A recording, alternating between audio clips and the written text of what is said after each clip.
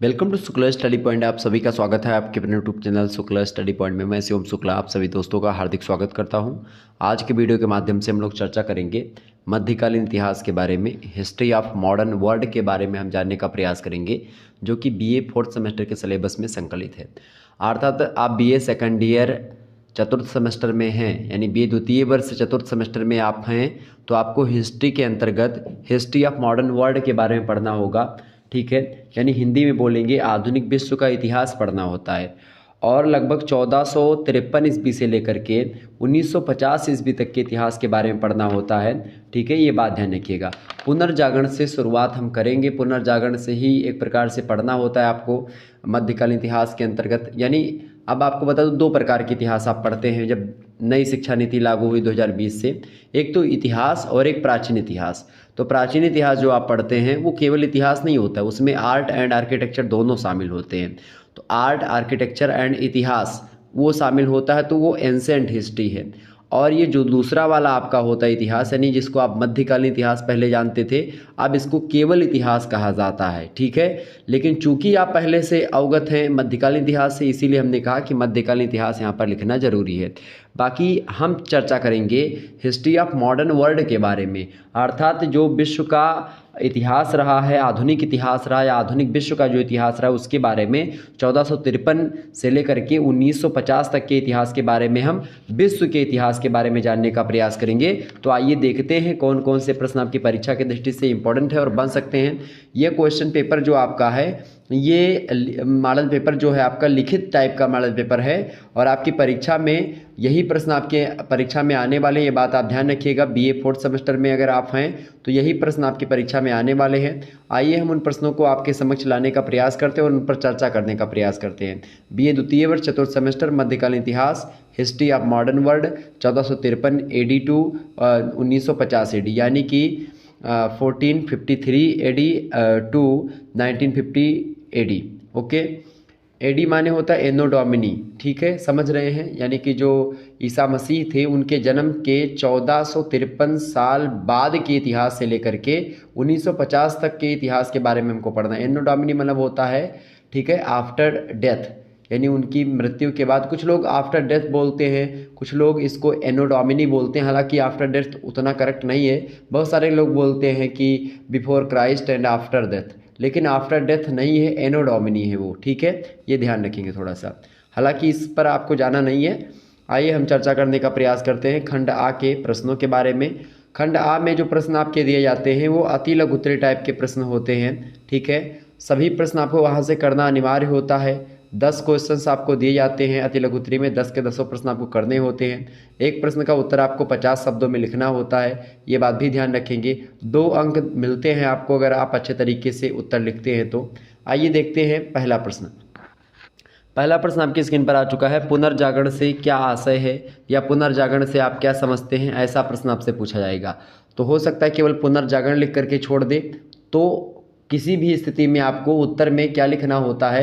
तो इसीलिए मैंने सोचा कि आपको इसमें केवल पुनर्जागरण लिख करके मैं छोड़ूंगा, ताकि मैं आपको ये बता सकूं कि ऐसे भी प्रश्न आ सकते हैं। और जैसा मैंने बताया कि भाई पुनर्जागरण से आप क्या समझते हैं, या पुनर्जागरण किसे कहते हैं, पुनर्जागरण से क्या आशय है, तमाम प्रकार के प्रश्न आपसे पूछ सकता है। तो पुनर्जागरण की अगर बात की जाए तो इसका जो प्रारंभ हुआ है वो इटली से हुआ है, और सबसे बड़ा जो कारण रहा है पुनर्जागरण के उदय का वो व्यापार का उदय रहा है। चूँकि जब व्यापारों का उदय हुआ तो पुनर्जागरण का उदय हुआ, और फ्लोरेंस जो शहर है इटली का, वो सबसे बड़ा केंद्र था उस समय जब एक प्रकार से पुनर्जागरण हो रहा था। पुनर्जागरण का मतलब होता है दोबारा जागना।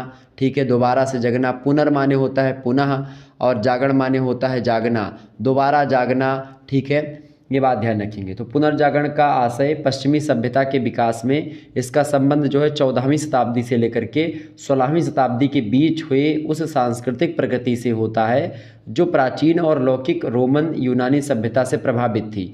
ठीक है, तो ये था पुनर्जागरण आपका। पुनर्जागरण की बात की जाए तो आप देखते हैं पुनर्जागरण में जो समय रहा है पुनर्जागरण का, लगभग 1200 से लेकर के आप देखेंगे 1600 का जो इतिहास रहा है विश्व इतिहास में, वो पुनर्जागरण का काल कहा जाता है। ठीक है, और आप देखिएगा कि जब एक प्रकार से आप देखते हैं तुर्कों ने कुस्तुनतुनिया पर अधिकार कर लिया था 1453 ईस्वी में, और कुस्तुनतुनिया जो था वो कुस्तुनतुनिया के जो रोमन साम्राज्य था उसका पतन हो जाता है। तो कहीं ना कहीं पे इससे बहुत बड़ा फैक्टर निकल कर के आता है, व्यापार के मार्ग खुलते हैं और कई प्रकार की चीज़ें होती हैं। आप देखते हैं ईसाई धर्म की जो कमजोरियां होती हैं वो जनता के सामने आने लगती हैं और इससे उनमें सुधार होना प्रारंभ होते हैं। तो इस प्रकार से जागरण जो होता है, दोबारा से जागना, तो उसी को बोलते हैं पुनर्जागरण। भारत के संदर्भ में अगर बात की जाए तो राजा राम मोहन राय को कहा जाता है पुनर्जागरण का जनक। आप सभी को पता होगा, चूँकि आप देखिएगा राजा राम मोहन राय ने पाश्चात्य शिक्षा का विरोध नहीं किया, उन्होंने पाश्चात्य शिक्षा के माध्यम से भारत को आगे बढ़ाने का काम करने का प्रयास किया। ठीक है।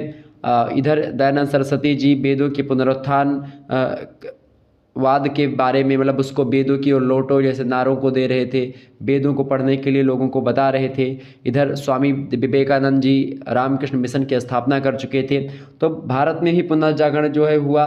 इसके अलावा यूरोप में तो पहले ही हो गया था। तो ये पुनर्जागरण होता है, विश्व इतिहास की मैं बात कर रहा हूँ।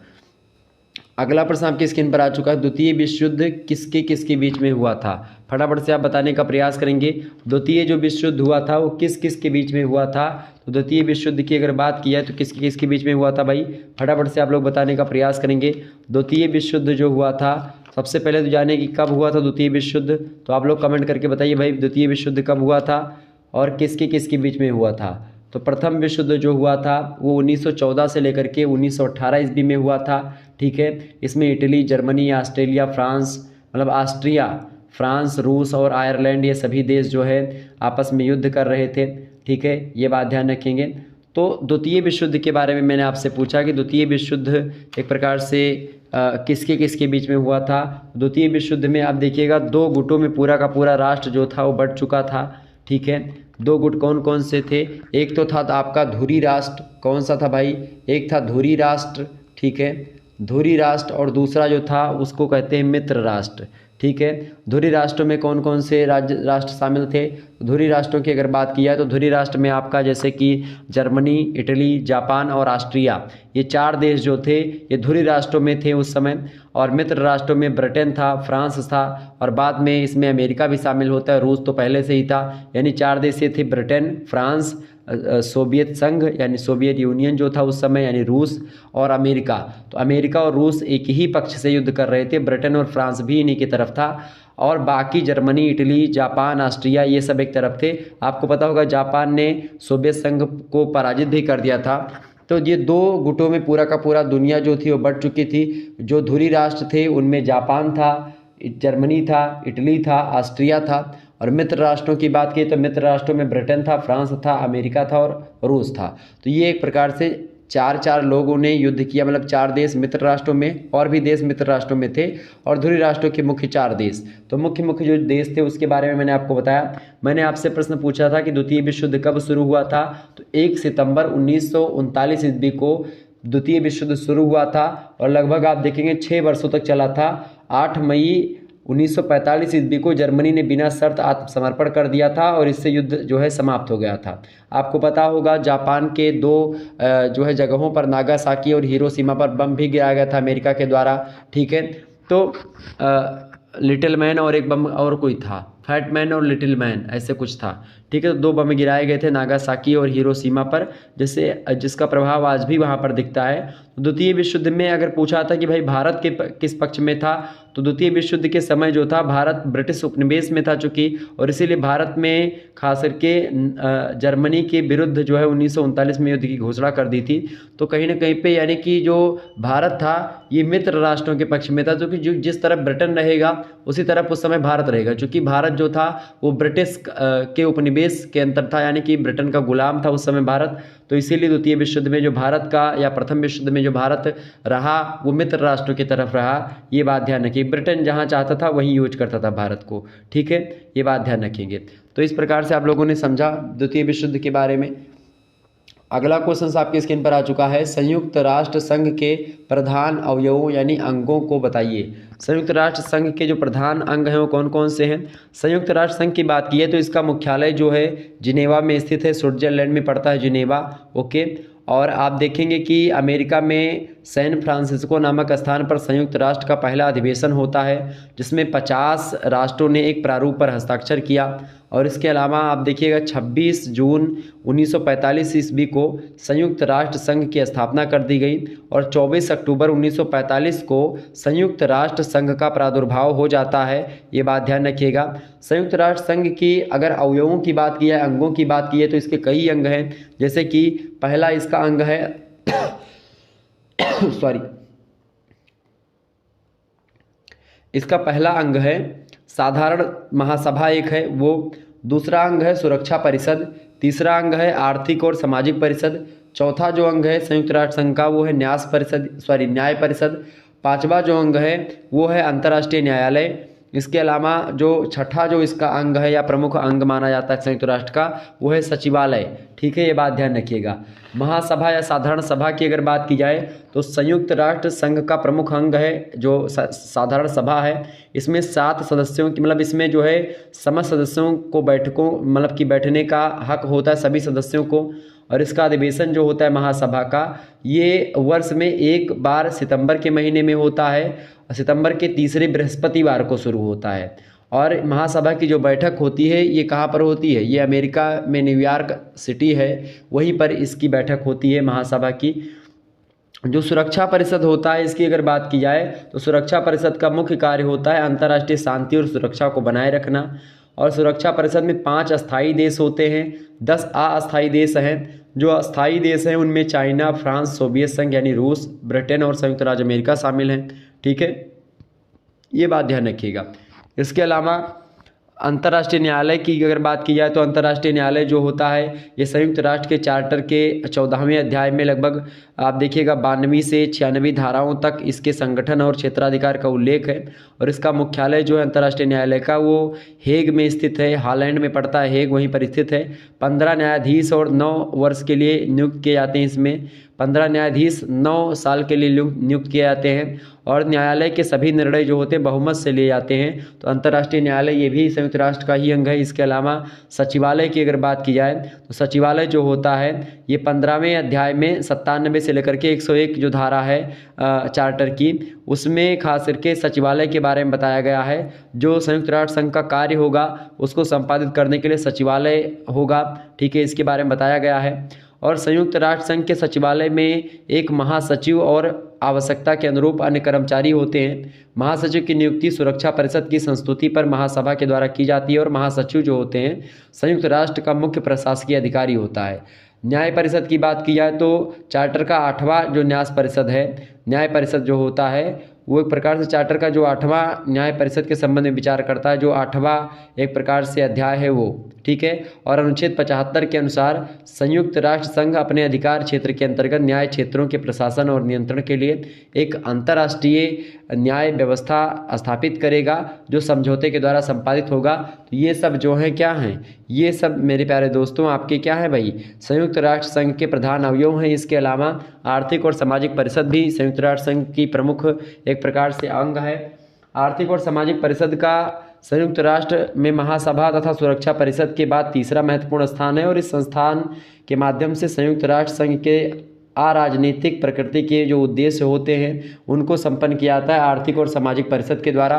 तो इस प्रकार से आप लोगों ने संयुक्त राष्ट्र संघ के प्रधान अवयवों यानी अंगों के बारे में जाना।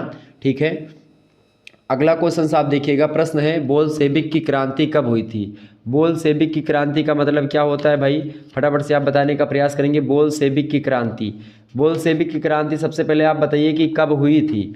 तो प्रश्न पूछा गया, वही पूछा गया कब हुई थी। तो बोल्शेविक की जो क्रांति हुई थी ये 1917 में हुई थी। ओके, ये बात ध्यान रखिएगा। अच्छा, बोल्शेविक की जो क्रांति है ये जो रूस की क्रांति है, रूस में होने वाली क्रांति, उसी को बोलते हैं बोल्शेविक क्रांति।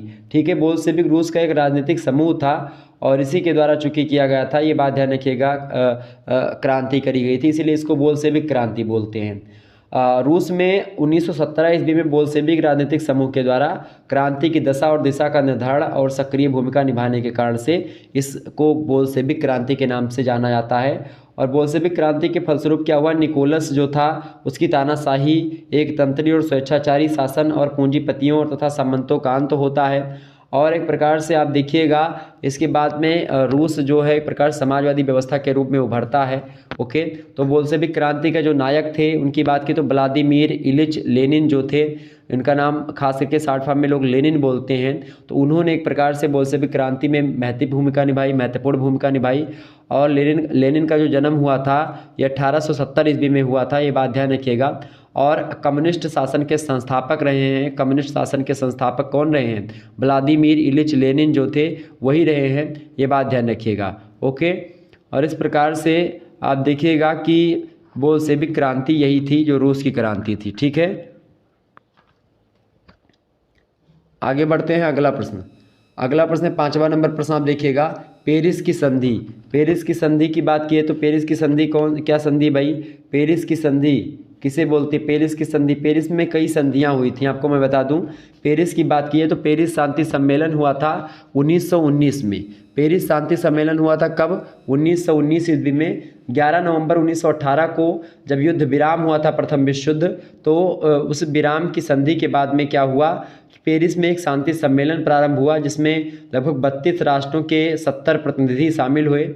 और यह सम्मेलन पेरिस में 18 जनवरी 1916 को प्रारंभ हुआ और इस सम्मेलन में परास्त देशों को आमंत्रित नहीं किया गया था। आपको बता दूं कि पेरिस की जो संधि हुई थी ये इसमें 5 संधियां मुख्य रूप से शामिल हैं। पहली संधि थी जर्मनी के साथ वर्साय की संधि, ये हुई थी 28 जून 1919 को। और वर्साय की संधि कहीं ना कहीं पे द्वितीय विश्व युद्ध का तत्कालीन कारण भी स्वीकार की जाती, क्योंकि वर्साय की संधि में जर्मनी पर इतना ज़्यादा एक प्रकार से थोप दिया गया कर और इतना ज़्यादा उस पर एक प्रकार से उसको लज्जित किया गया, बेइज्जत किया गया कुल मिलाकर के जर्मनी को, और उसी का बदला जो है द्वितीय विश्व युद्ध की रूप में हमारे समक्ष आता है। तो एक प्रकार से अन्याय किया गया, एक प्रकार से बोला जाए जर्मनी के साथ, मतलब बहुत ज़्यादा मतलब एक तरफा निर्णय लिया गया। चूँकि जो मित्र राष्ट्र थे जैसे वो सब उसी के पक्ष में थे, मित्र राष्ट्रों के पक्ष में ही शासन प्रशासन सब था।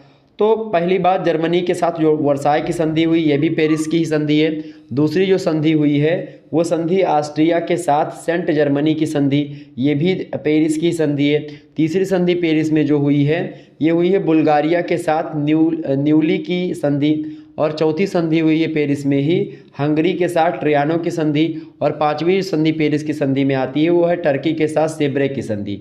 तो वर्साय की संधि जो हुई थी 1919 में, ये प्रश्न आपसे पूछा जाता है। तो 6 मई 1919 को वर्साय की संधि का अंतिम प्रारूप बनकर के तैयार होता है। 230 पृष्ठों में ये छपा होता है, एक संधि पत्र होता है, 15 भागों में बटा हुआ होता है। इसमें लगभग 439 धाराएं होती हैं और 20,000 शब्द इसमें लगभग लिखे हुए होते हैं इस संधि पत्र में। और संधि जर्मनी से की गई थी है, ठीक है, वर्साय की संधि। ओके, बात ध्यान रखिएगा। अच्छा, जर्मनी को 50 करोड़ पाउंड क्षतिपूर्ति के रूप में मित्र राष्ट्रों को चुकाना पड़ा था वर्साय की संधि के द्वारा। और वर्साय की संधि के अनुसार ऑस्ट्रिया और हंगरी साम्राज्य का अंत कर दिया गया, ये बात भी ध्यान रखिएगा। और वर्साय की संधि पर जर्मनी ने विशाल शक्ति के दबाव के कारण से हस्ताक्षर भी किया था। और आप देखेंगे कि जर्मनी के सभी सैनिक अंगों पर कठोरतापूर्वक अंकुश लगा दिया गया इस संधि के द्वारा। और संधि की शर्तें जर्मनी पर थोपी गई थी जिससे जर्मन जो लोग थे वह संतुष्ट नहीं थे। जो ही उनको अवसर मिला फिर हिटलर ने वर्साय की संधि एक रद्दी कागज की तरह फाड़ डाला। और एक प्रकार से आप देखते हैं हिटलर ने क्या क्या कांड किया, ठीक है। तो हिटलर एक प्रकार से फेमस व्यक्ति है अपने ज़माने का, ठीक है। तो ये सब संधियाँ थी। आगे बढ़ा जाए। अगला क्वेश्चन आपकी स्क्रीन पर आ चुका है, फटाफट से आप देखने का प्रयास करेंगे। अगला प्रश्न है 6ठा नंबर प्रश्न है, प्रथम विश्व युद्ध कब से कब तक चला था? यानी प्रथम विश्व युद्ध जो लड़ा गया था वो कब से कब तक लड़ा गया था? तो प्रथम विश्व युद्ध जो लड़ा गया था 1914 ईस्वी में प्रथम विश्व युद्ध शुरू हुआ था और 1918 तक प्रथम विश्व युद्ध 1918 में समाप्त हो गया था, ये बात ध्यान रखिएगा। इटली, जर्मनी, ऑस्ट्रिया, फ्रांस, रूस, आयरलैंड ये सब इसमें शामिल हुए थे। अच्छा, प्रथम विश्व युद्ध में आप देखिएगा अमेरिका शामिल नहीं हुआ था, बाकी रूस, आयरलैंड और ऑस्ट्रिया, फ्रांस, जर्मनी, इटली ये सब शामिल हुए थे, ठीक है, ये बात ध्यान रखिएगा। और आप देखेंगे ऑस्ट्रिया के उत्तराधिकारी थे आर्क ड्यूक फर्डिनेंड, उनकी सर्बिया द्वारा गोली मार करके हत्या कर दी जाती है और यहीं से प्रथम विश्व युद्ध एक प्रकार शुरू होता है, यही कारण बनता है मुख्य रूप से, ठीक है, ये बात ध्यान रखिएगा। और प्रथम विश्व युद्ध में इंग्लैंड की जो नौसेना थी वो विश्व में सबसे अच्छी सेना मानी जाती थी उस समय, ठीक है, ये बात ध्यान रखेंगे। और 10 नवंबर 1918 को बर्लिन में एक आंतरिक सरकार का गठन होता है और युद्ध विराम संधि पर हस्ताक्षर होता है 1918 में। और आप देखेंगे प्रथम विश्व युद्ध में संसार के लगभग 30 देशों ने भाग लिया था, प्रत्यक्ष और अप्रत्यक्ष रूप से, ठीक है, तो ये थोड़ा सा ध्यान रखेंगे। और पेरिस शांति सम्मेलन भी हुआ था इसके बाद में। प्रथम विश्व युद्ध की समाप्ति के बाद में पेरिस में विजयी देशों का जो सम्मेलन हुआ था उसे पेरिस शांति सम्मेलन बोलते हैं। इसमें जो पराजित देश थे उनको बुलाया नहीं गया था। इसके बाद वर्साई की संधि होती है और वर्साई की संधि द्वितीय विश्व युद्ध की एक प्रकार से नींव डाल देती है। ओके, आगे देखते हैं। 7वां क्वेश्चन साहब देखिए, गैरीबाल्डी का जन्म कब और कहाँ पर हुआ था? गैरीबाल्डी का जन्म कब और कहाँ पर हुआ था, फटाफट से आप बताने का प्रयास करेंगे। तो गैरीबाल्डी की अगर बात की जाए तो गैरीबाल्डी का जन्म जो हुआ था वो 1807 ईस्वी में हुआ था। कब हुआ था भाई? 1807 ईस्वी में हुआ था। कब हुआ था? 1807 में। कहाँ पर हुआ था? तो इटली में हुआ था। किसका? गैरीबाल्डी का जन्म इटली में हुआ था। इटली का एक नीस नगर पड़ता है, वहीं पर इनका जन्म हुआ था। और गैरीबाल्डी के जो साथी हुआ करते थे वो लाल कुर्ती पहनते थे, मतलब कि लाल कमीज पहना करते थे। इसीलिए इनके दल को या इनके समूह को, जो गैरीबाल्डी का समूह था, उसको लाल कुर्ती दल कहा जाता था। ये बात भी ध्यान रखिएगा। ओके, तो इसलिए फेमस हैं ये, खास करके लाल कुर्ती दल के वजह से। आप देखिएगा गैरीबाल्डी एक प्रकार से आप देखिएगा कि गैरीबाल्डी में आप देखेंगे गैरीबाल्डी खास करके 1860 ईस्वी में गैरीबाल्डी ने सिसिली को स्वतंत्र करवाया और नेपल्स पर अधिकार स्थापित कर लिया, किंतु कैबूर की नीतियों से असंतुष्ट होकर के संपूर्ण जीती भूमि विक्टर इमैनुअल को देकर के कैप्रिया आकर के कृषि कार्य करने लगता है, जो ये होते हैं गैरीबाल्डी। ओके, और गैरीबाल्डी का इम्पोर्टेंट भूमिका रही है इटली के एकीकरण में भी। आप देखेंगे कैबूर की भूमिका रही है। कैबूर इटली के एकीकरण के लिए फ्रांस से सहायता लेने का पक्षधर था, ठीक है। तो कहीं ना कहीं पे इटली में जन्म हुआ था इनका, गैरीबाल्डी का, और फेमस व्यक्ति हैं गैरीबाल्डी। ओके, आगे बढ़ते हैं और भी चीज़ों को जानने का प्रयास करते हैं। अगला प्रश्न, अगला क्वेश्चन आपकी स्क्रीन पर आ चुका है। 8वां क्वेश्चन सर, टिलसिट की संधि। टिलसिट की संधि क्या थी भाई, बताएं, फटाफट से आप बताने का प्रयास करेंगे। टिलसिट की संधि, टिलसिट की संधि की बात की है तो कब हुई थी और किसके बीच में हुई थी ये? तो 25 जून को हुई थी टिलसिट की संधि, 1806 ईस्वी में हुई थी। कब हुई थी? 1806 ईस्वी में 25 जून को टिलसिट की संधि होती है। नेपोलियन बोनापार्ट थे, फ्रांस के थे ये, और प्रसा के जो शासक थे उसके बीच में हुई थी टिलसिट की संधि। नेपोलियन के और प्रसा के जो शासक थे उनके बीच में हुई थी टिलसिट की संधि। ओके, ये बात ध्यान रखिएगा। और नेपोलियन बोनापार्ट की अगर बात की जाए तो इनका जन्म जो हुआ था 25 अगस्त को हुआ था 1769 ईस्वी को, अजाकियो नगर में इनका जन्म हुआ था। ओके, ये थोड़ा सा ध्यान रखिएगा। और नेपोलियन का जो समकालीन ऑस्ट्रिया का सम्राट था वो सम्राट फ्रांसिस द्वितीय था, और नेपोलियन जो थे वो फ्रांस के ही थे, ठीक है, ये बात ध्यान रखेंगे। नेपोलियन आप देखते हैं नेपोलियन शासक भी बनते हैं, और प्रसा के शासक उसके समय जब नेपोलियन था तो फ्रेडरिक विलियम तृतीय थे, और रूस में उस समय शासक जार शाही थी, जार शासन कर रहे थे। तो ये था एक प्रकार से नेपोलियन। अच्छा, नेपोलियन की अगर बात की जाए, नेपोलियन ने धार्मिक सुधार के लिए धार्मिक सहनशीलता और स्वतंत्रता की नीति को अपनाया। रोम के पोप से 1801 से 1802 ईस्वी में समझौता भी कर लिया था। नेपोलियन के समय फ्रांस जो था 102 प्रांतों में बटा हुआ था। तो फ्रांस को कहीं ना कहीं पे, अच्छा, नेपोलियन ने एक संहिता भी दी थी। नेपोलियन ने फ्रांस के लिए एक संहिता तैयार करी थी, कानून संहिता यानी विधि संहिता तैयार करी थी। उसको नेपोलियन कोड के नाम से जाना जाता था। और जब नेपोलियन का जो साम्राज्य था, जब नेपोलियन शासन कर रहा था, तो उस समय हॉलैंड, स्पेन, राइन का जो राजसंघ था, वर्सा, स्विट्जरलैंड, ये सब जो था वो नेपोलियन बोनापार्ट के अंतर्गत आता था। और आधुनिक युग का महान व्यक्ति माना जाता है नेपोलियन बोनापार्ट को। लोकतंत्र का विरोधी था ये, ठीक है, ये बात ध्यान रखिएगा। और राजधानी पेरिस स्थापित किया था इसने। तो ये टिलसिट की संधि का महान नायक था, ठीक है। आगे देखते हैं अगला क्वेश्चन। 9वां प्रश्न है, रक्तहीन क्रांति। रक्तहीन क्रांति कौन सी क्रांति है भाई? जिसमें एक बूंद भी खून नहीं गिरा था, वो क्रांति थी इंग्लैंड की क्रांति। रक्तहीन क्रांति को गौरवमयी क्रांति भी कहा जाता है। तो 1688 ईस्वी में इंग्लैंड की जनता के द्वारा चलाई गई क्रांति थी ये। और 17वीं शताब्दी की गौरवपूर्ण क्रांति जो है उसी को रक्तहीन क्रांति के नाम से जाना था। इंग्लैंड की क्रांति बोलते हैं बहुत सारे लोग औद्योगिक क्रांति बोलते हैं, बहुत सारे लोग इसको गौरवशाली क्रांति बोलते हैं, और एक रक्तहीन क्रांति तो मैंने बोला ही आपको, मतलब बहुत सारे विद्वानों ने बताया है। तो औद्योगिक क्रांति की शुरुआत सबसे पहले ब्रिटेन से मानी जाती है और औद्योगिक क्रांति के रूप में मतलब उद्योगों का विकास हुआ और आप देखिएगा कई प्रकार की चीज़ों का विकास होने लगा इसमें। और यही था जो ब्रिटेन में कोयले और लोहे की खानों की अधिकता बढ़ने लगी, कृषि क्रांतियाँ होने लगी, सस्ते श्रमिक और धन की अधिकता और चालक शक्ति के कारण आप देखते हैं विश्व में सबसे पहले औद्योगिक क्रांति इन्हीं सभी परिस्थितियों से क्या हुआ कि ब्रिटेन में चालक शक्ति ज़्यादा थी और श्रमिक और धन की अधिकता थी ब्रिटेन में, कृषि क्रांतियाँ ब्रिटेन में हुई और लोहे की और कोयले की खानें ब्रिटेन में थी, इसके कारण से ब्रिटेन में ही औद्योगिक क्रांति हो पाई। ठीक है, ये बात ध्यान रखिएगा। आगे बढ़ते हुए भी चीज़ों को जानने का प्रयास करते हैं। तो इस प्रकार से रक्तहीन क्रांति है, औद्योगिक क्रांति कही जाती है। अगला प्रश्न है वॉल्टेयर कौन था? फटाफट से आप बताने का प्रयास करेंगे वॉल्टेयर के बारे में। वॉल्टेयर कौन था भाई, फटाफट से आप बताइएगा। प्रश्न बड़ा ही अच्छा है आपकी परीक्षा के दृष्टि से, ध्यान रखिएगा। वॉल्टेयर कौन था भाई, फटाफट से आप बताने का प्रयास करेंगे। तो वॉल्टेयर की बात किया है तो वॉल्टेयर का जन्म जो हुआ था वो 20 फरवरी को हुआ था। कब हुआ था भैया? 20 फरवरी 1694 ईस्वी को वॉल्टेयर का जन्म हुआ था। चोटिनी नामक स्थान पर जन्म हुआ था। मॉन्टेस्क्यू का समकालीन होने के नाते वह कुछ समय तक उनका शिष्य भी रहा मॉन्टेस्क्यू का, और उसके बाद में मॉन्टेस्क्यू के विपरीत उसका स्वभाव और सिद्धांत जो है बदलने लगा और क्रांतिकारी हो गया। फिर एक प्रकार से आप देखते हैं जो मॉन्टेस्क्यू थे उतना क्रांतिकारी नहीं थे, लेकिन जो वॉल्टेयर था एकदम से क्रांतिकारी था। और वॉल्टेयर ने बहुत ही जल्दी अपने लेखों और विचारों के द्वारा फ्रांस और यूरोप में लोकप्रियता प्राप्त कर ली। प्रसिद्ध विद्वान वॉल्टेयर एक प्रकार से प्रभावशाली लेखक भी था, उच्च श्रेणी का कवि था, क्रांतिकारी इतिहासकार था, लोकप्रिय नाटककार था, महान दार्शनिक था और इसके अलावा सुश्रुत संपादक भी था और इसी के साथ साथ एक प्रथम श्रेणी का आलोचक भी ये था। ठीक है, पुरोहित से जन्मजात घृणा रखने और स्वयं दर्शन शास्त्र का महान पंडित होने के नाते उसके विचारों का अत्यधिक विकास और प्रचार होने लगा।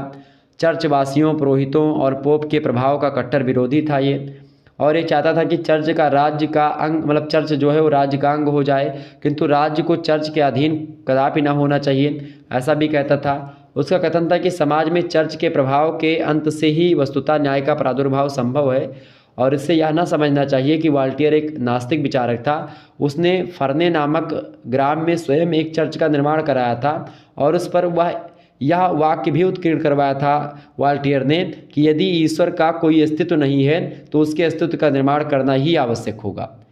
तो ये वॉल्टेयर का कथन था। तो वॉल्टेयर नास्तिक भी नहीं था, लेकिन चर्च को एक प्रकार से चर्च को समाज के या राज्य के अधीन भी होना, मतलब कि बताता था कि होना चाहिए।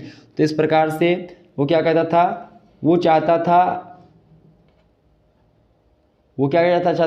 चाहता था भाई, वॉल्टेयर जो था वो चर्च राज्य का अंग हो ऐसा मानता था, किंतु राज्य को चर्च के अधीन जो है नहीं होना चाहिए। राज्य अगर चर्च के अधीन हो जाएगा तो फिर उस पर धर्म का एक प्रकार से चश्मा लग जाएगा। इसीलिए कभी चर्च का प्रभुत्व नहीं होना चाहिए किसी भी देश में।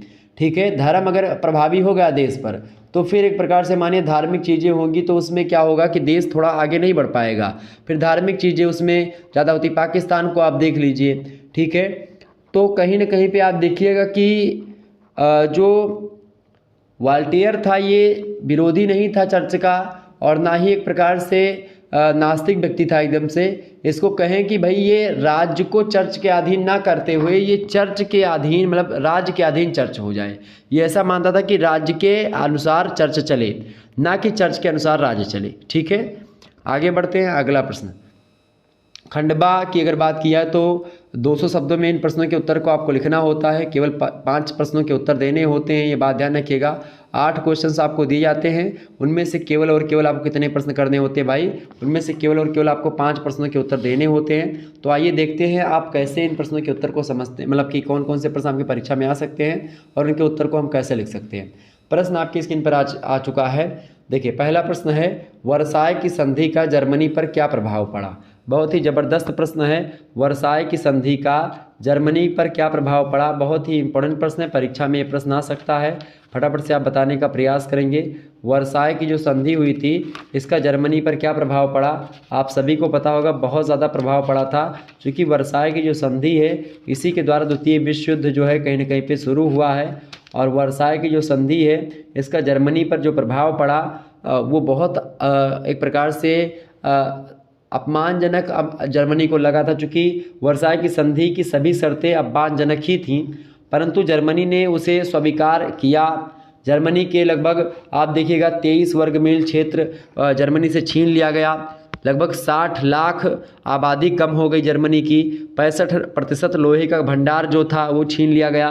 45% कोयले का भंडार, 72% जस्ते का भंडार, 57% शीशे का भंडार, 10% तैयार माल उससे ले लिया गया जर्मनी से। और एशिया के सभी उपनिवेश उससे छीन लिए गए। जितने भी उपनिवेश थे जो है इटली के, मतलब इसके जर्मनी के, वो सारे के सारे छीन लिए गए उससे। इसके अतिरिक्त बहुत सारे प्रतिबंध जर्मनी पर लगा दिए गए, आरोपित कर दिए गए।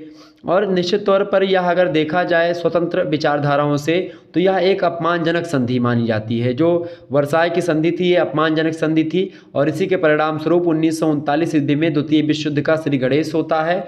और निश्चित तौर पर आप देखिएगा प्रथम विश्व युद्ध की जो संधि हुई है ये वर्साई की संधि प्रथम विश्व युद्ध के बाद में द्वितीय विश्व युद्ध की नींव कहीं ना कहीं पे यहीं से पड़ जाती है, चूँकि अपमानजनक संधि थी। और पेरिस सम्मेलन में अनेक संधि एवं समझौते हुए हैं, परंतु उसमें जो वर्साई की संधि थी उसका सबसे महत्वपूर्ण योगदान रहा है। और इस संधि का जो मसविदा है 4 महीने में तैयार हुआ था। 320 पृष्ठ था, उसमें 15 भाग थे, 440 धाराएं थीं। 6 मई 1919 को पेश किया गया था ये संधि का जो प्रस्ताव था, और इसे स्वीकार भी कर लिया गया था, चूँकि स्वीकार करना ही था, मजबूर थी जर्मनी। इस मसौदे का जर्मन विदेश मंत्री ने विरोध किया, परंतु उसकी एक न सुनी गई। चूँकि सुनी क्यों जाती, चूँकि वो हार चुके थे अब। तो एक प्रकार से हारे हैं तो जो कुछ बताया जाएगा उसको सुनना ही पड़ेगा। जर्मनी ने लगभग 60,000 शब्दों का विरोध पत्र भी प्रस्तुत किया था इस संधि के को लेकर के, विरोध प्रस्ताव, यानी कि इसके विरोध में बातें बताई थी, लगभग 60,000 शब्दों में लिखा था।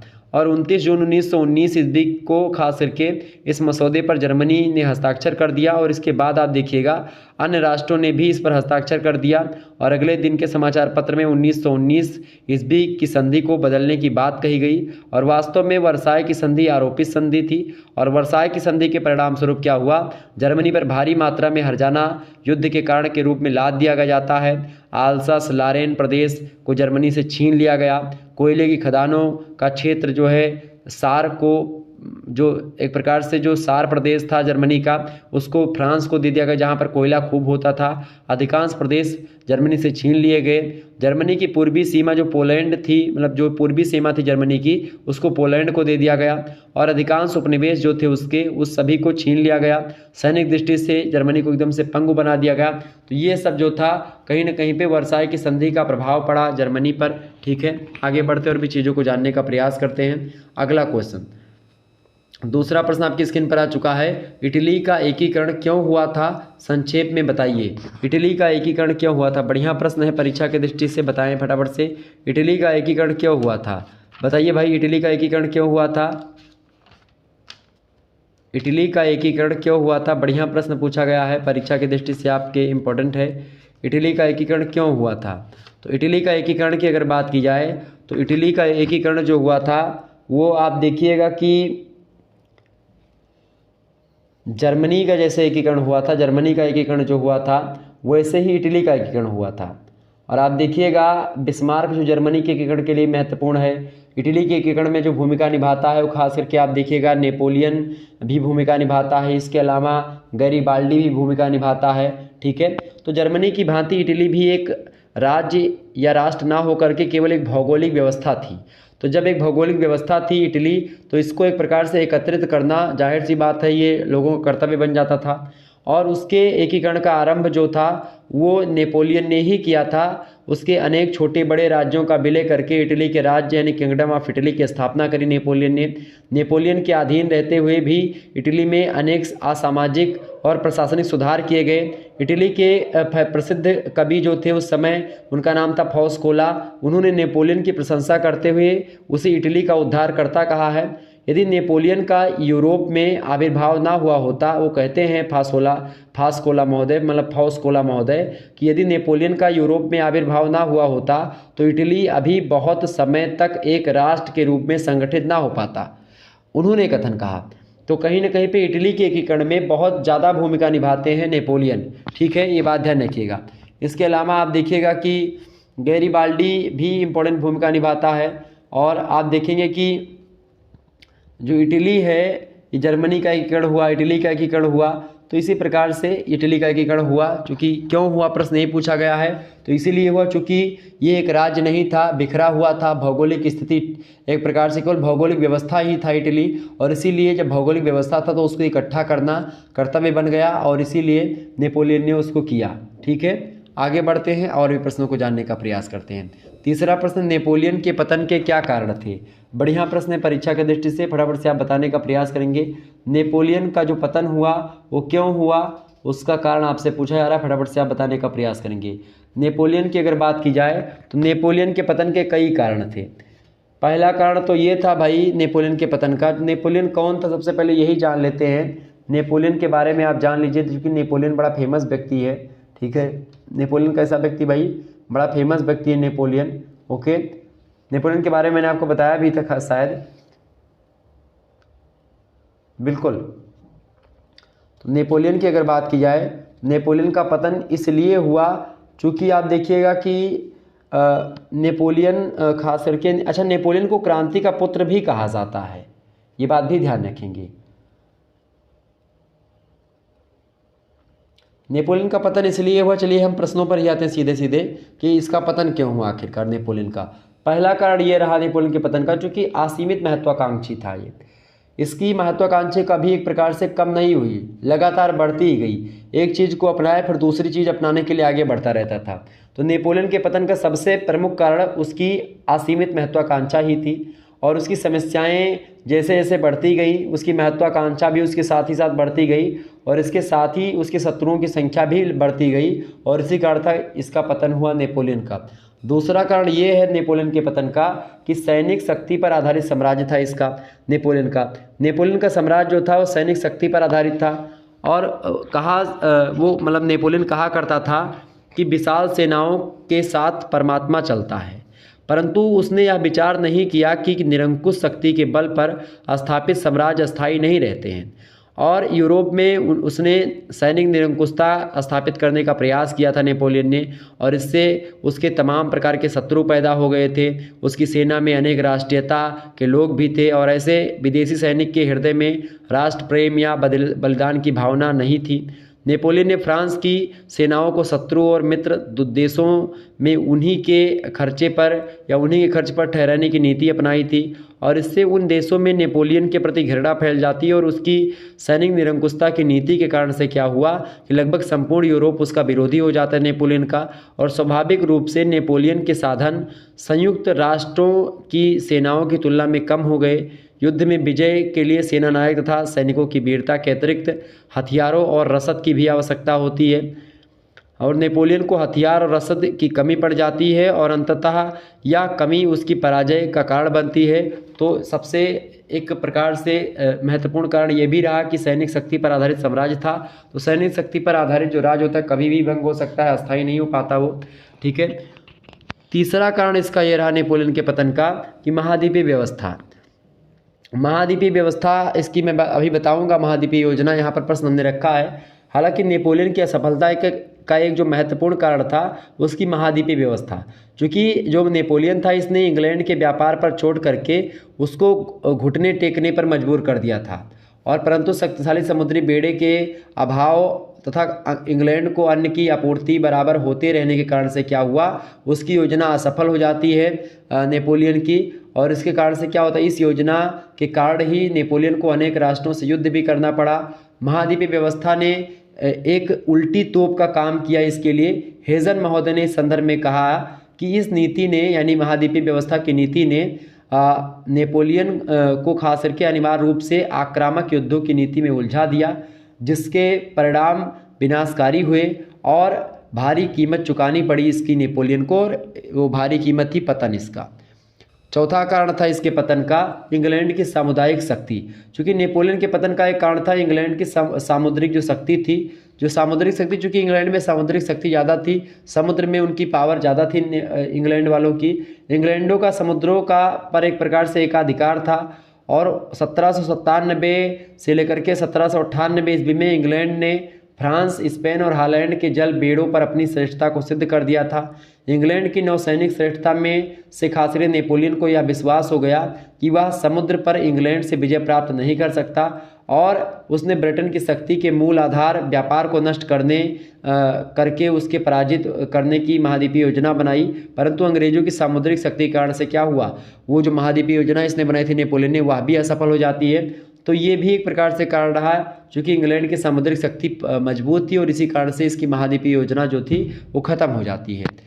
पांचवा कारण था नेपोलियन के खास करके पतन का, कि नेपोलियन का जो रूसी अभियान था खास करके जो 1812 ईस्वी में इसने किया था, ये इसके लिए घातक सिद्ध हुआ नेपोलियन के लिए, क्योंकि नेपोलियन ने अपने दुस्साहसी अभियान के विषय में स्वयं कहा था कि संभवतः मैंने मास्को जाकर के मतलब बहुत बड़ी भूल कर दी है। और इस युद्ध में उसकी जो दुर्दशा होती है नेपोलियन की, जब ये रूस पर चढ़ाई करता है, रूस के लिए युद्ध करता है, तो खास करके इस युद्ध में उसकी जो दुर्दशा होती है उसकी प्रतिष्ठा को कम कर देती है कहीं ना कहीं पे। तो ये था एक प्रकार से नेपोलियन के पतन का कुछ कारण जो कि मैंने आपको बताया। आगे बढ़ते और भी चीज़ों को जानने का प्रयास करते हैं। अगला प्रश्न आपकी स्क्रीन पर आ चुका है, सभी लोग देखने का प्रयास करेंगे। चौथा प्रश्न है, महाद्वीपीय योजना से आप क्या समझते हैं। अच्छा, ये महाद्वीपीय योजना जो है, ये योजना इसी की योजना है, किसकी, नेपोलियन की ही योजना है महाद्वीपीय योजना। ठीक है, ये बात ध्यान रखिएगा। तो महाद्वीपीय योजना इसकी क्या थी भाई, क्योंकि क्या हुआ कि ट्राफालगर की पराजय के पश्चात क्या हुआ कि नेपोलियन ने क्या करा कि इंग्लैंड को समुद्र के मार्ग से पराजित करने का विचार त्याग दिया। चूँकि अब चूँकि समुद्री मार्गों में इंग्लैंड जो था वो एक प्रकार से बहुत विशाल शक्ति थी, तो अब नेपोलियन को ये लगने लगा कि भाई इसको तो हम ऐसे हरा नहीं सकते समुद्र के माध्यम से, तो अब महाद्वीपों के माध्यम से हम इसको हराने का प्रयास करते हैं। तो इसीलिए क्या किया उसने, एक प्रकार से समुद्री मार्ग से पराजित करने का जो विचार था नेपोलियन के मन में, उसको त्याग दिया। और इसका कारण यह था कि बिना शक्तिशाली जहाजी बेड़े के इंग्लिश चैनल को पार करना एक प्रकार से असंभव था। और इंग्लैंड को जीतने के लिए नेपोलियन ने एक योजना बनाई और इसी योजना का सुझाव जो है माउंट गेलार्ड महोदय ने 805 ईस्वी में सम्राट को एक स्मृति पत्र के रूप में दिया था। माउंट गेलार्ड ने कहा था कि इंग्लैंड पर व्यापार के माध्यम से ही आक्रमण करना चाहिए, ब्रिटेन के व्यापार को नष्ट करना मानो इंग्लैंड के हृदय पर आघात करना है। मतलब अगर इंग्लैंड का व्यापार नष्ट हो गया तो आप ये मान करके चलें कि इंग्लैंड का अगर व्यापार नष्ट हो जाएगा तो इससे क्या होगा, इंग्लैंड के व्यापार के नष्ट हो जाने से इंग्लैंड का एक प्रकार से हृदय मान लीजिए काम करना बंद कर दिया। थॉम्पसन महोदय कहते हैं इस संदर्भ में कि नेपोलियन कहता था कि फ्रांस एक आत्मसंतुष्ट राज्य है जो अपने उत्पादन पर ही निर्भर है, परंतु ब्रिटेन जो है वो एक उत्पादन व व्यापार करने वाला देश है और जो इतना अधिक माल बनाता है कि उसे दूसरे राज्यों में बेचा जाता है और अन्य व्यापारियों की तरह उसे मतलब उस माल के वाहन तथा विक्रय के बदले में धन कमाता है। यदि उसे उस व्यापार को चलाने से रोक दिया जाए तो उसके धन की पूर्ति रुक जाएगी और उसका दिवाला निकल जाएगा और फिर वह अपने द्वारा या अपने मित्रों के द्वारा चलाए हुए युद्ध को संचालित नहीं कर सकेगा। यही नीति थी नेपोलियन की और खास करके यह नीति भी असफल हो जाती है इंग्लैंड के लिए जो उसने लगाया था। नेपोलियन ने अनेक व्यापारिक आदेशों द्वारा योजना को सफल बनाने का प्रयत्न किया, परंतु ये योजना एक प्रकार से सफल ना हो सकी। ठीक है, तो ये था एक प्रकार से महाद्वीपीय योजना। महाद्वीपीय योजना के असफलता के कई कारण थे। पहला कारण तो था भाई कि महाद्वीपीय योजना को पूर्ण रूप से कभी लागू नहीं किया जा सका। नेपोलियन अंग्रेज माल की तरक्की को रोकने में असफल रहा। दूसरी बात, शक्तिशाली जहाजी बेड़े की कमी में क्या हुआ, चूँकि अभाव था और इस अभाव में यूरोप में हज़ारों मील लंबे फैले समुद्र तट की रक्षा नेपोलियन के लिए संभव नहीं थी, जबकि इंग्लैंड की जल सेना जो थी वो काफ़ी शक्तिशाली थी। और यही कारण था कि नेपोलियन की महाद्वीपीय जो व्यवस्था थी ये असफल हो जाती है। तीसरा कारण इसका ये था कि यूरोप के राज्य अनेक वस्तुओं के लिए इंग्लैंड के आयात पर ही निर्भर करते थे और इन चीज़ों के अभाव में जनता को बड़े कष्ट हुए। जनता ने अपने देश की सरकारों को नेपोलियन की इस योजना को त्यागने के लिए कहा, क्योंकि जब इंग्लैंड से ही एक प्रकार से खरीदते थे, एक प्रकार से जो यूरोप के अन्य राज्य थे इंग्लैंड के आयात पर ही निर्भर थे, इंग्लैंड से ही माल जाता था उनके पास। तो भाई जब ये बंद कर देंगे अपने राज्य में, अपने देश में नेपोलियन की भाई वहाँ से व्यापार नहीं करना, तो फिर जनता क्या करेगी, जो जनता को तो सामान चाहिए। तो इसीलिए ये भी एक प्रकार से एक कारण रहा है नेपोलियन की महाद्वीपीय योजना को एक प्रकार से असफल होने का।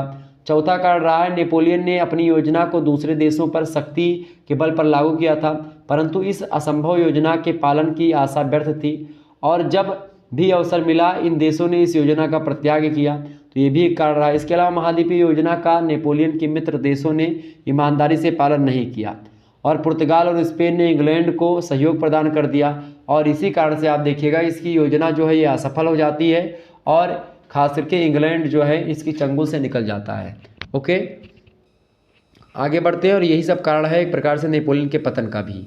अगला प्रश्न आपकी स्क्रीन पर आ चुका है, फटाफट से आप देखने का प्रयास करेंगे। इंपॉर्टेंट प्रश्न है आपकी परीक्षा की दृष्टि से, सभी लोग देखिएगा। प्रश्न क्या है भाई? प्रश्न है 5वां नंबर, फ्रांस की क्रांति के विश्वव्यापी प्रभाव का उल्लेख कीजिए। फ्रांस की क्रांति का जो विश्वव्यापी प्रभाव था उसके बारे में आपसे पूछ रहा है प्रश्न। इंपॉर्टेंट प्रश्न है परीक्षा की दृष्टि से, फटाफट से आप बताने का प्रयास करेंगे। फ्रांस की जो क्रांति हुई थी इसका विश्वव्यापी प्रभाव क्या पड़ा, बताएं। तो फ्रांस की क्रांति का जो विश्वव्यापी प्रभाव पड़ा ये एक प्रकार से आप देखिएगा कि फ्रांस की क्रांति के विश्वव्यापी प्रभाव हुए हैं, इसमें कोई दो राय नहीं है।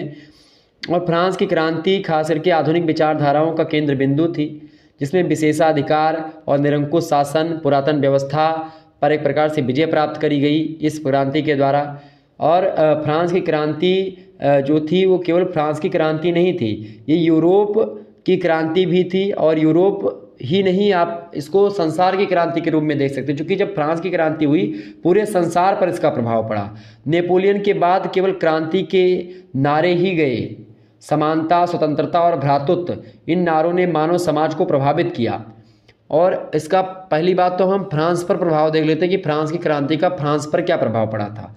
तो फ्रांस की क्रांति का फ्रांस पर जो प्रभाव पड़ा वो खास करके वहाँ की जनता जो फ्रांस की थी, जो कि बहुत सारे वर्षों से खास करके कष्ट में थी, उसे राहत मिलती है, दैविक सिद्धांतों का अंत होता है, फ्रांस को लिखित संविधान मिलता है, सामंतवाद का वहाँ पर अंत होता है, मानव अधिकारों को मान लिया गया, पादरियों की दशा में परिवर्तन हुआ, चर्च का रूप बदला, बुद्धिजीवी वर्ग ने अनेक करिश्मे बताए, मध्यम वर्ग का जन्म हुआ, समाजवाद का विकास हुआ और 1830 ईस्वी और 1848 ईस्वी की क्रांतियाँ भी फ्रांस की क्रांति का ही प्रभाव है, जो कि एक प्रकार से दिखती हैं। तो 1789 की जो क्रांति है इसका प्रभाव फ्रांस पर तो खूब पड़ा ही, इसके अलावा यूनान में स्वतंत्रता संग्राम जो हुआ उस पर भी फ्रांसीसी क्रांति का प्रभाव देख सकते हैं।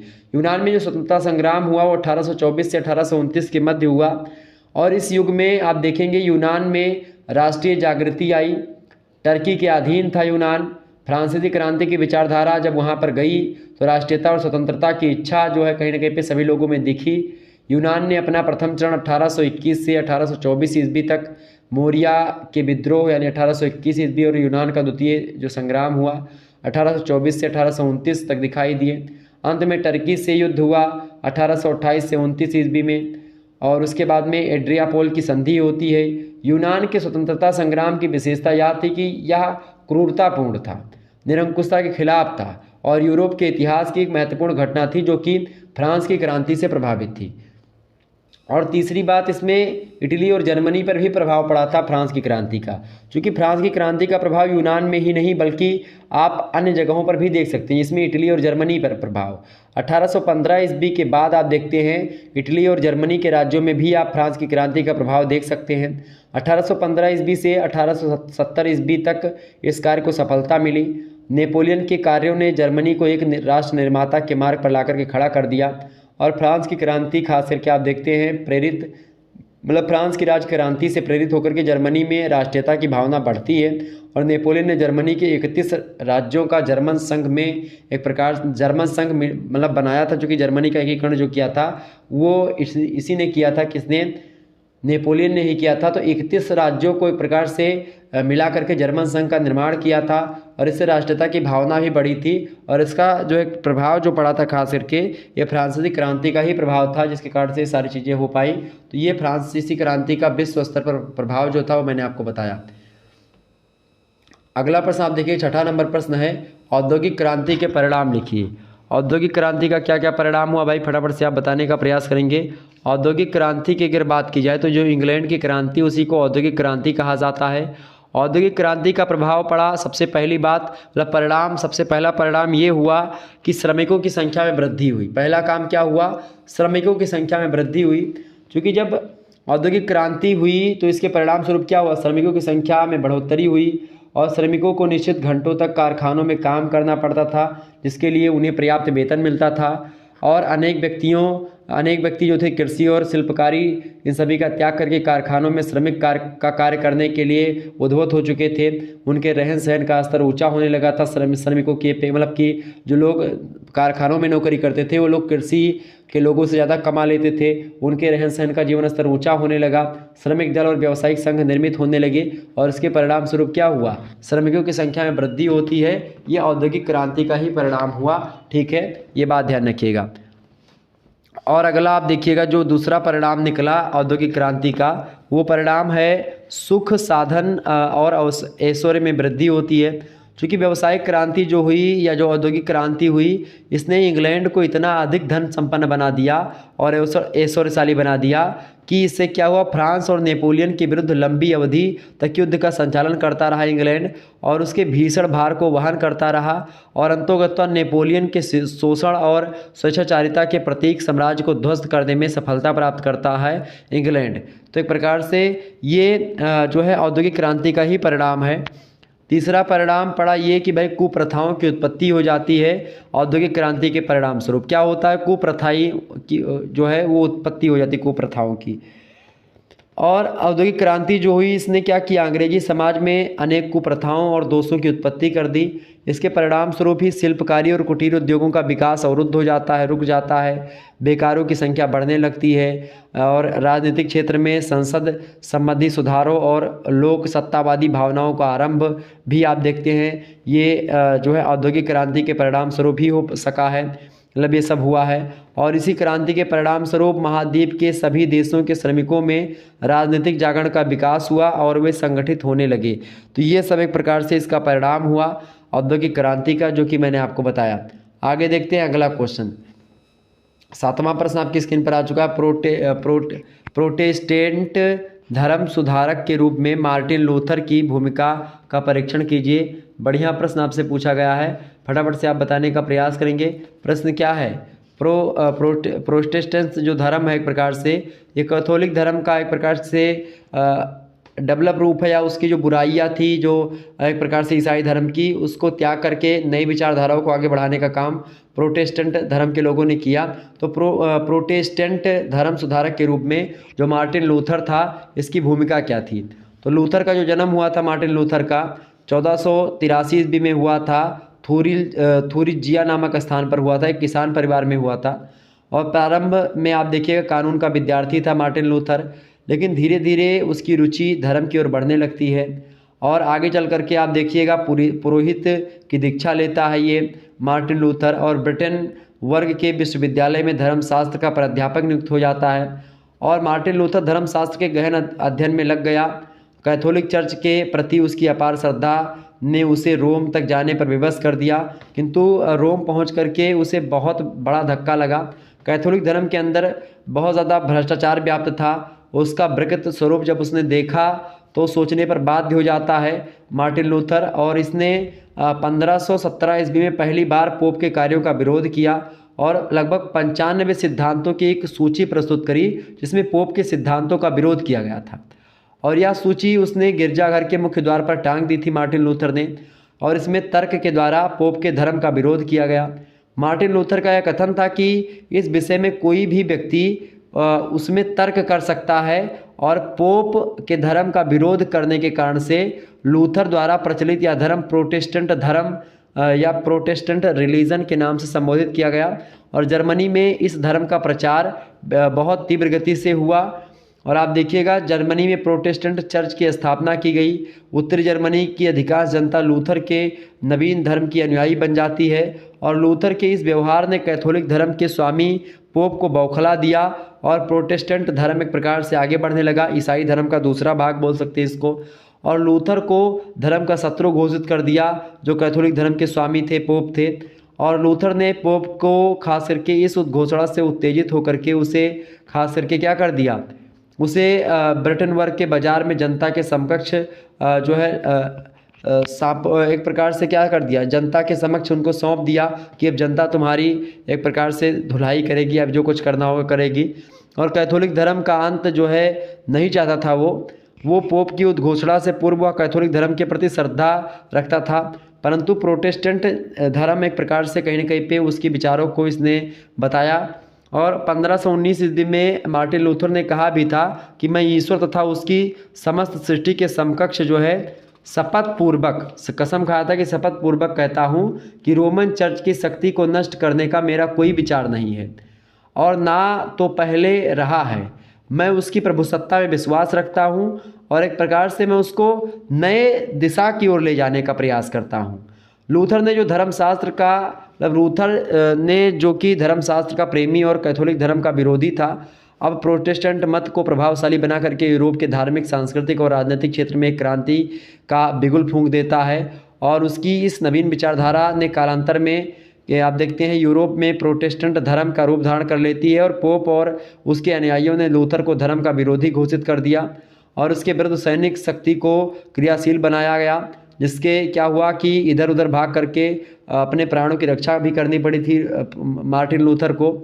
और 1546 ईस्वी में इसकी जो है एक प्रकार से मृत्यु हो जाती है और मृत्यु के समय लगभग सारी जनता जर्मनी की जो थी वो धार्मिक संघर्षों में व्यस्त थी। ठीक है, तो ये था प्रोटेस्टेंट धर्म सुधारक के रूप में मार्टिन लूथर की भूमिका जो कि मैंने आपको बताई। आगे बढ़ते और भी चीज़ों को जानने का प्रयास करते हैं। अगला क्वेश्चन आपकी स्क्रीन पर आ चुका, फटाफट से आप देखने का प्रयास करेंगे। प्रश्न क्या है आपका भाई? प्रश्न है कि 8वां प्रश्न आप देखिएगा। प्रश्न है पुनर्जागरण की प्रमुख विशेषताओं का वर्णन कीजिए। बहुत ही ज़बरदस्त प्रश्न है, परीक्षा में ये प्रश्न पूछा जा सकता है, ये बात ध्यान रखिएगा। समझने का प्रयास करते हैं पुनर्जागरण की विशेषताओं के बारे में। तो पुनर्जागरण की अगर बात की जाए तो पुनर्जागरण की जो विशेषता है, पहली विशेषता है मानववाद की। पहली विशेषता कौन सी भाई? मानववाद। मानववाद की अगर बात की जाए, इसकी पहली विशेषता मानववाद इसलिए है क्योंकि मानववाद शब्द की जो उत्पत्ति हुई वो लैटिन भाषा के ह्यूमैनिटीज शब्द से हुई है, ह्यूमैनिटस शब्द से। ठीक है, और इसका मतलब होता है उन्नत ज्ञान। यानी मानववादी साहित्यकारों ने प्राचीन यूनानी और यूरानी या रोमन साहित्य का ज्ञान आवश्यक बताया और ख़ास करके उन्होंने मध्य युग में प्रचलित साहित्य के प्रति कोई निष्ठा नहीं दिखाई और उन्होंने अपना ध्यान प्राचीन यूनानी और यूरानी और रोमन ग्रंथों के पुनरुद्धार की ओर केंद्रित किया। मानववाद का उद्देश्य मध्यकालीन बंधनों को तोड़ करके उन सभी विषयों का अध्ययन करना था जो मानव जीवन से संबंधित हो। इटली के पश्चात आप देखते हैं कि अन्य यूरोपीय देशों में भी खास करके मानववाद विचारधारा जो है आगे बढ़ती है। इसकी बात को लेकर के पेटार्क महोदय कहते हैं कि मानववाद का जनक चूँकि पेटार्कवाद को ही कहा पेटार्क को ही कहा जाता है, इसने अंधविश्वासों का परिहास उड़ाया और परलोक चिंतन के बजाय इस लोक के जीवन को आनंदपूर्वक व्यतीत करने पर बल दिया। तो मानववाद की विचारधारा ये पुनर्जागरण की पहली विशेषता आई उस समय। दूसरी विशेषता जो रही पुनर्जागरण की वो रही है धर्मनिरपेक्षवाद। पुनर्जागरण काल की तीसरी या दूसरी विशेषता, प्रमुख विशेषता रही है ये। ठीक है, धर्मनिरपेक्षता। मध्यकालीन शिक्षा और साहित्य पर आप देखते कैथोलिक चर्च का नियंत्रण स्थापित था और जिस कारण से अधिकतर धर्म जो था धर्म प्रभावित साहित्य की रचना की जा रही थी, मतलब कि ऐसी साहित्य लिखे जा रहे थे जो कि धर्म से प्रभावित थे।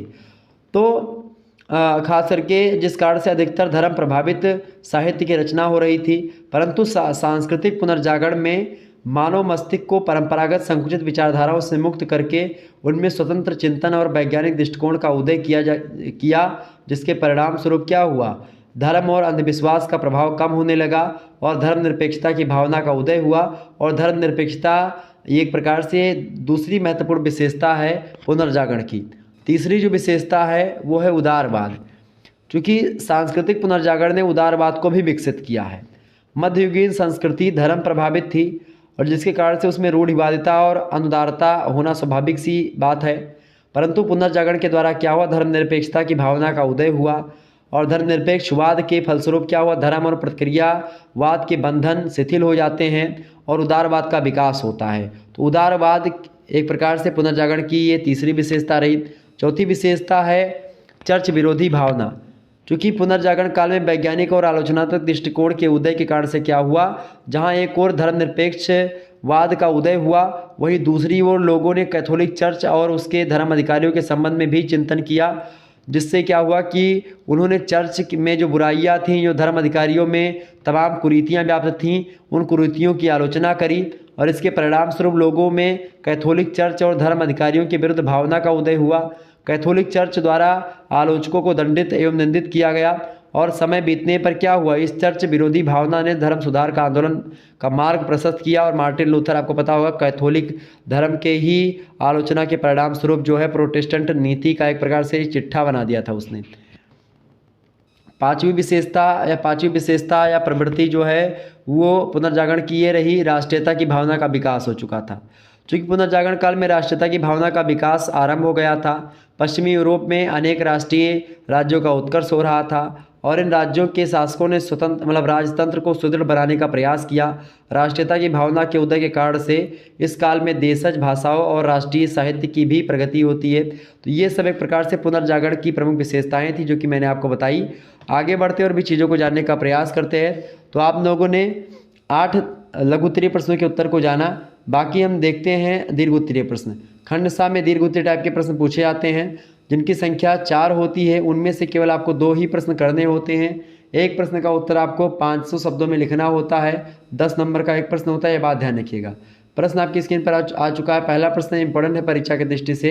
प्रश्न है, विश्व इतिहास में अमेरिकी क्रांति यानी अमेरिका स्वतंत्रता संग्राम जो रहा, अमेरिकी स्वतंत्रता संग्राम, उसके कारणों का उल्लेख कीजिए। बहुत ही जबरदस्त प्रश्न है, आपकी परीक्षा में आ सकता है, इसको पढ़ लीजिएगा।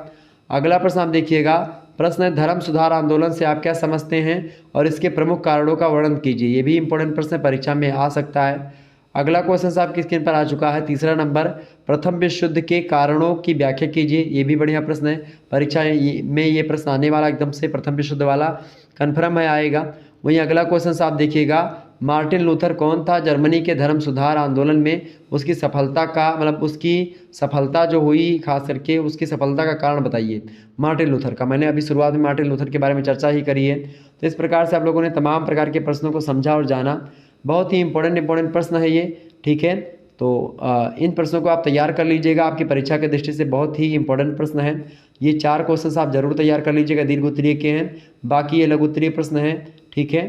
और आप इन 10 अति लघु उत्तरीय प्रश्नों को भी तैयार कर लीजिएगा। बाकी महासंग्राम वीडियो पड़ी हुई है, 2 वीडियो 2 पार्ट में है, वीडियो ऑलरेडी अवेलेबल है, उसको आप देख लीजिएगा। 2 पार्ट में मॉडल पेपर के नाम से अवेलेबल होगी वीडियो, तो उसको आप देख लीजिएगा।